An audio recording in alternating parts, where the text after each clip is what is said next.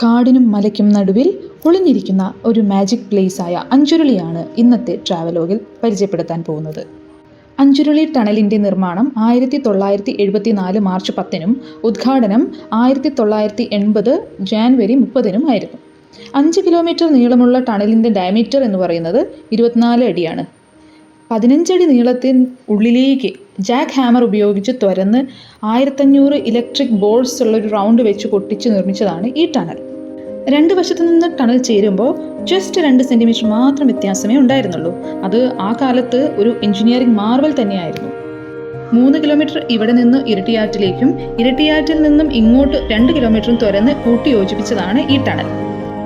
ടണലെന്ന് കേൾക്കുമ്പോൾ ബ്രിട്ടീഷുകാർ നിർമ്മിച്ചതാണെന്നല്ലേ കരുതുന്നത്? എന്നാൽ തെറ്റി. നമ്മുടെ സ്റ്റേറ്റ് ഇലക്ട്രിസിറ്റി ബോർഡാണ് ഇത് നിർമ്മിച്ചത്.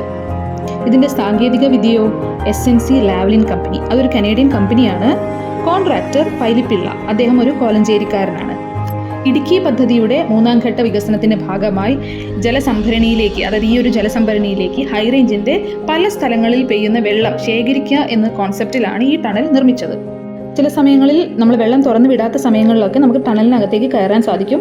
ടണലിനകത്തേക്ക് കയറാനായിട്ട് ശ്രമിക്കുന്നവരാണെങ്കിൽ അതിനകത്ത് വായു കുറവാണ്, കുഴികളൊക്കെ ഉണ്ട്, പാറയിൽ വഴുക്കലും വവ്വാലുകളും പാമ്പും ഒക്കെ കാണാൻ സാധിക്കും. വെളിച്ചം ഒട്ടും തന്നെ ഇല്ല. പിന്നെ മൊബൈലിന് റേഞ്ചും കുറവായിരിക്കും. മുകളിൽ നിന്ന് പാറ കഷ്ണമൊക്കെ അടർന്ന് വീഴുന്നതൊക്കെ കാണാൻ പറ്റും. അതുകൊണ്ട് തന്നെ നിങ്ങൾ സേഫ്റ്റി മെഷേഴ്സ് ആയിട്ട് വളരെ ശ്രദ്ധയോടുകൂടെ വേണം കറങ്ങാൻ പോകാനായിട്ട്. അപ്പോൾ അടുത്ത വിഷയമായിട്ട് ഉടനെ വരാം. അതുവരെ see you.